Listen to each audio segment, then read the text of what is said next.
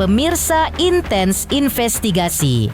Dalam derasnya arus dunia hiburan, jarang ada sosok yang mampu menunjukkan ketulusan sejati di balik kilau popularitas. Namun, Raffi Ahmad menjadi pengecualian. Ia bukan hanya seorang bintang yang bersinar di layar kaca, melainkan juga seorang sahabat yang setia di kala suka maupun duka. Kepergian komedian Pok Alpa seolah menjadi saksi baru dari ketulusan itu. Tak hanya hadir memberi penghormatan terakhir, Raffi dengan hati yang lapang berjanji akan menyekolahkan anak-anak almarhumah hingga meraih bangku perguruan tinggi. Niat yang begitu mulia lahir dari kasih persahabatan yang tak lekang oleh waktu. Lantas benarkah niat besar itu akan benar-benar Raffi wujudkan? Dan seperti apa pula, masih dalam suasana duka Aji Darmaji, suami Pok Alpa tampak mengungkap kisah pilu tentang bagaimana ia berusaha mempertahankan kenangan bersama almarhumah, seperti masih menyimpan sejumlah barang milik sang istri yang masih tercium wangi parfum khasnya. Pemirsa, bersama Intens Investigasi, kami hadirkan kabar terkini, terpercaya, dan teraktual. Tetapi sebelumnya, jangan lupa untuk like, subscribe, dan juga share channel YouTube ini.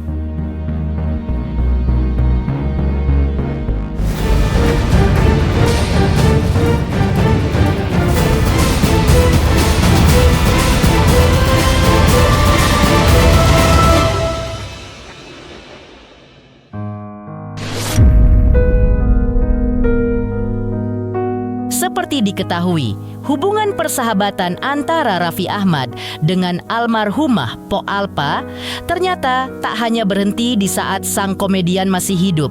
Justru pasca kepergiannya, hubungan Raffi dengan keluarga besar Pok Alpa terasa semakin erat. Tak hanya datang untuk memberikan penghormatan terakhir, Raffi bahkan dikabarkan berniat mulia menyekolahkan anak-anak Pok Alpa hingga ke bangku sarjana. Sebuah rencana besar yang membuat publik terenyuh sekaligus bertanya-tanya, benarkah Raffi Ahmad benar-benar siap mewujudkannya?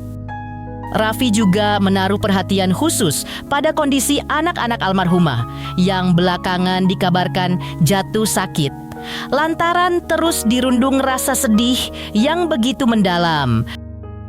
Raffi pun menegaskan dirinya ingin hadir bukan hanya sebagai sahabat, melainkan juga sebagai keluarga yang siap mendukung masa depan anak-anak Pok Alpa.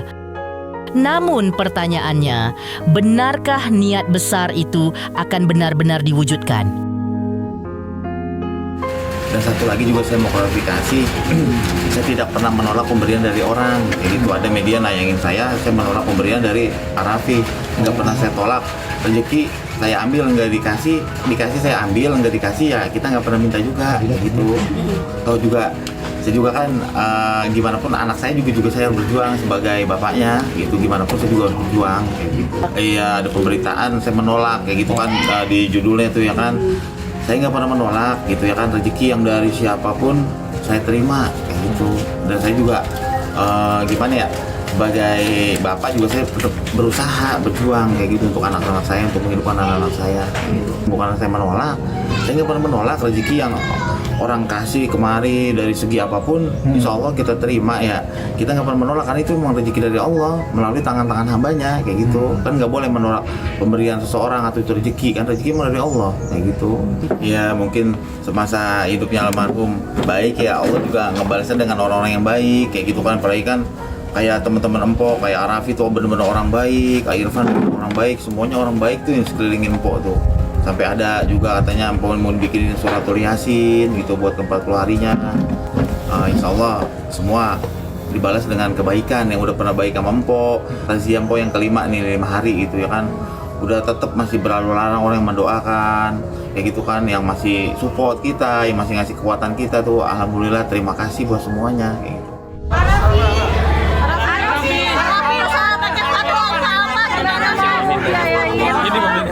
Ini Geser. Kayak mau apa gimana nih?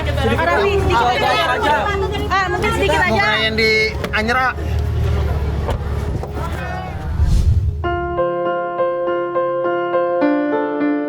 Masih dalam suasana duka yang mendalam, 4 hari meninggalnya Pok Alpa, sang suami, Aji Darmaji, tampak mengungkap kisah pilu tentang bagaimana ia berusaha mempertahankan kenangan bersama almarhumah.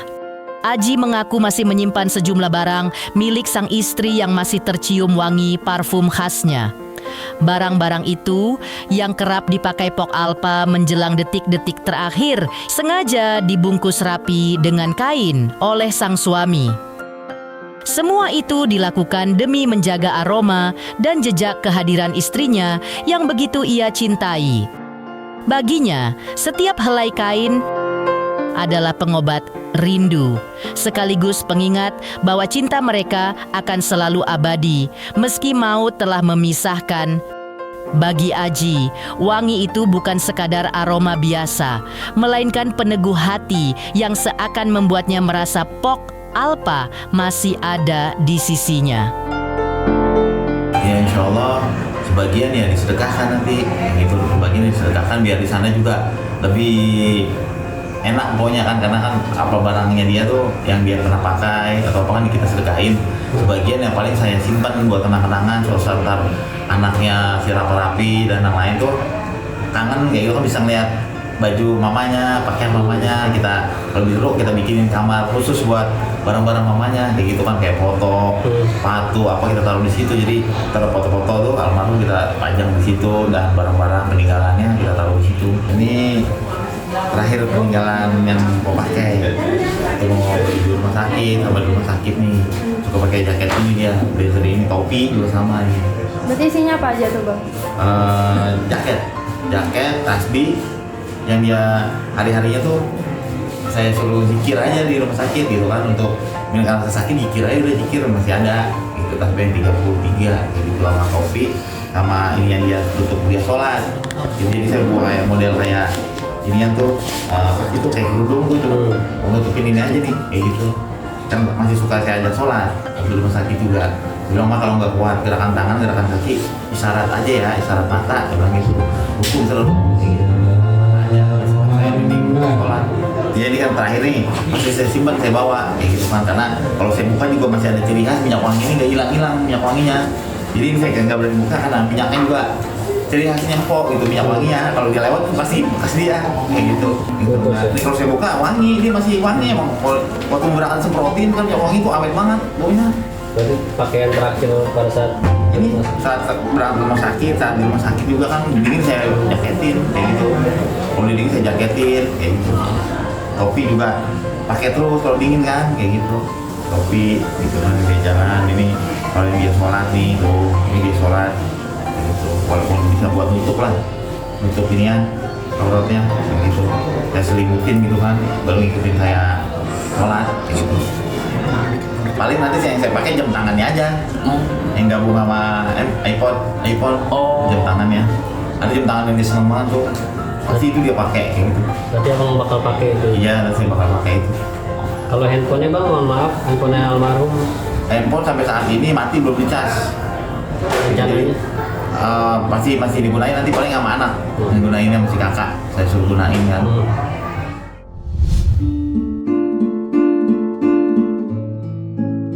Di sisi lain, belum genap 7 hari kepergian Pok Alpa, duka kembali menyelimuti keluarga.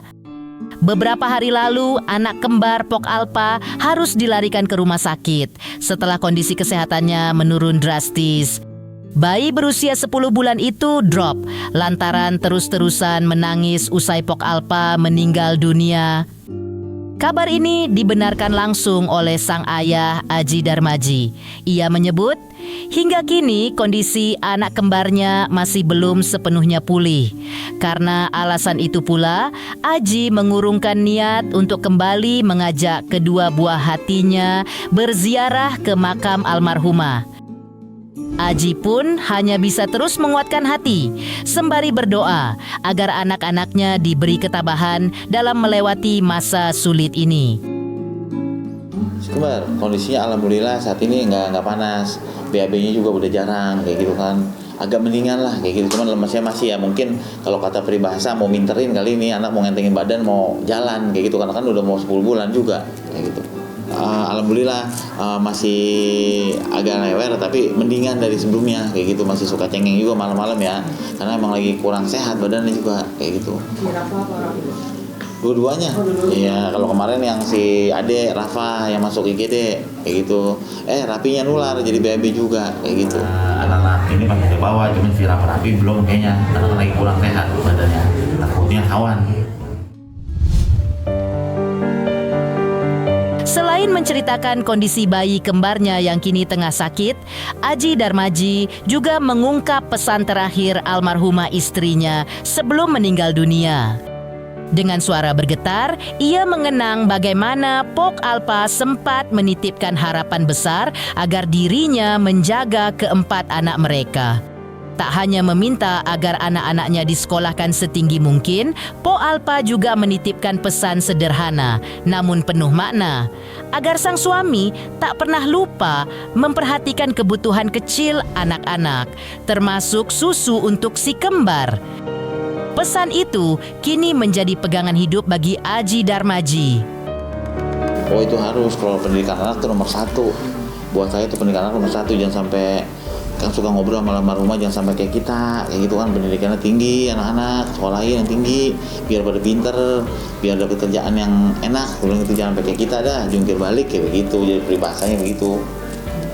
Karena kan emang almarhum terakhirnya bilang apa, anak-anak sekolahnya bener-bener ini diperhatiin kayak gitu kan, kalau bisa pada kuliah kayak gitu kan, terus si kembar boboiboy susunya juga jangan sampai kurang kayak gitu. Pokoknya waktu mau meninggal ya anak yang sebut tuh anak kayak gitu.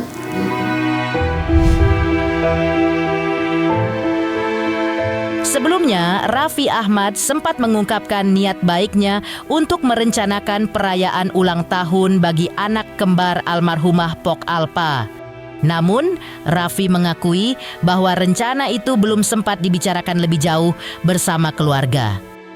Saat ditemui di rumah duka, Raffi menyampaikan rasa belasungkawa yang mendalam sekaligus kekaguman terhadap perjuangan Pok Alpa semasa hidupnya. Dengan nada haru, Raffi menuturkan bahwa dirinya ingin memberikan kebahagiaan kecil untuk anak-anak almarhumah, terutama si kembar yang masih begitu kecil dan sangat kehilangan sosok ibunda tercinta. Lagi dirawat juga kita sering jenguk juga. Apa yang diobrolin terakhir? Ini ulang tahun anaknya kan, bentar lagi anaknya ulang tahun yang Ya, oke. Meninggalkan rencana Raffi Ahmad yang akan merayakan ulang tahun anak kembar almarhumah Pok Alpa. Lantas seperti apa juga John LBF yang memberikan beasiswa sebesar 300 juta untuk anak almarhumah Pok Alpa? Pemirsa, saksikan terus Intens Investigasi dan pastikan jangan lupa untuk like, subscribe, dan juga share channel YouTube ini. Untuk Intens Investigasi karena sudah mencapai 3 juta subscribers di YouTube. Sukses selalu dan all the best.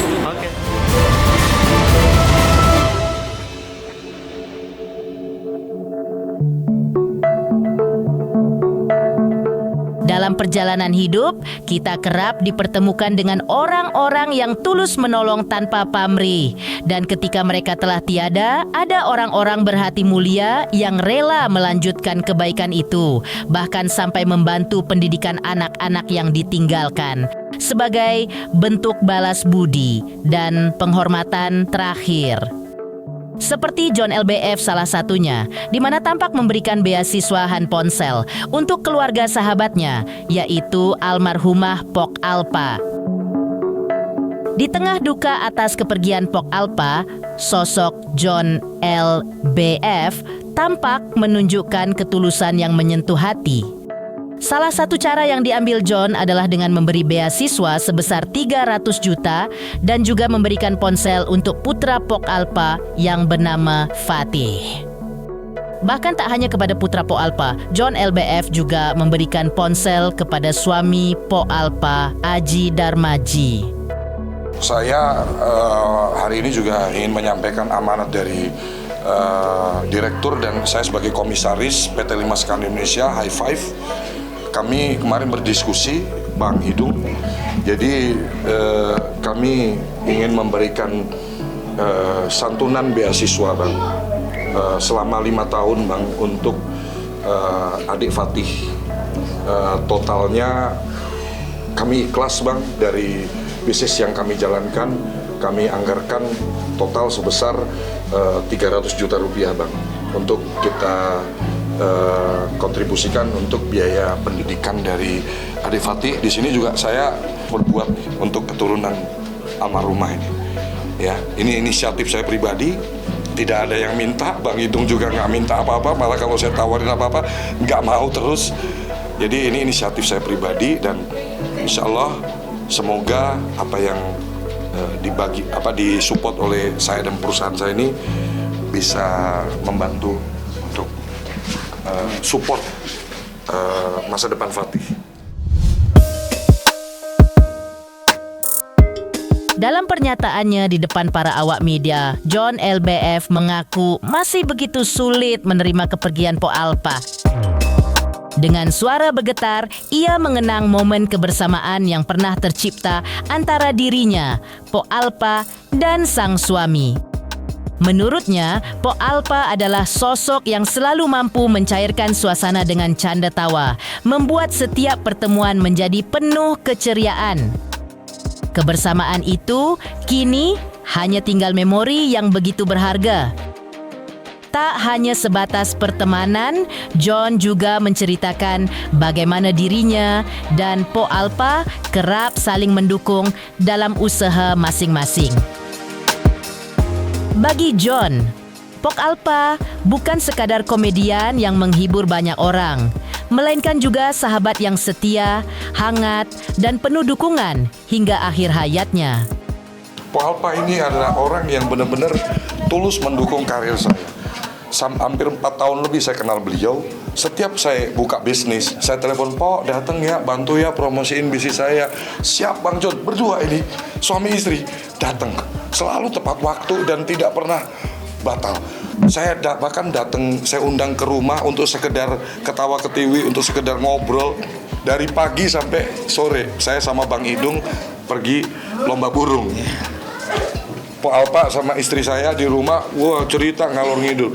Jadi mungkin nggak banyak terpublish aktivitas kami yang kayak setiap hari ketemu atau apa. Tapi boleh ditanya sama Bang Idung, saya sama Po Alpa ini ya udah dianggap kayak ya udah dianggap keluarga lah gitu sama. Jadi sebegitu baiknya Po Alpa, dan saya tipikal orang yang sangat ingat jasa-jasa orang-orang yang pernah membantu saya di kehidupan saya sampai saya di titik hari ini. Salah satunya orang hebat itu adalah almarhumah Po Alpa. Saya harus sampaikan ini secara terang benderang bahwa tidak ada orang sukses tanpa dukungan banyak orang lainnya. Salah satunya yang mendukung saya di karir saya hari ini adalah semasa hidup Po Alpa, beliau banyak support saya, beliau banyak bantu perusahaan saya sehingga perusahaan saya pun ada di titik hari ini. Meninggalkan kepedulian John LBF untuk keluarga Po Alpa. Lantas seperti apa juga pedangdut Iis Dahlia yang mengungkapkan bahwa almarhumah Po Alpa sudah mempunyai firasat sebelum meninggal? Pemirsa, saksikan terus Intens Investigasi dan pastikan jangan lupa untuk like, subscribe, dan juga share channel YouTube ini. Untuk Intens Investigasi, kami sudah mencapai 3 juta subscribers di YouTube. Sukses selalu dan all the best.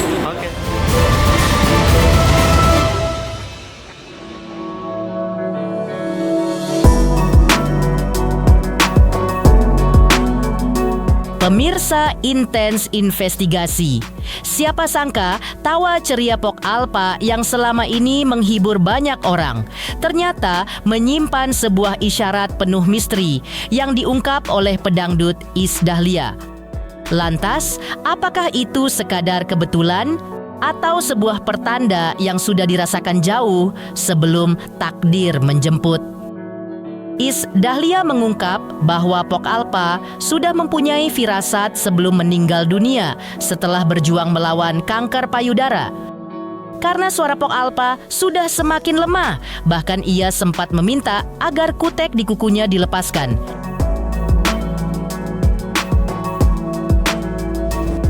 Menurut Is, permintaan sederhana itu ternyata sangat berarti karena akibat efek kemoterapi, kuku Pok Alpa sempat membiru.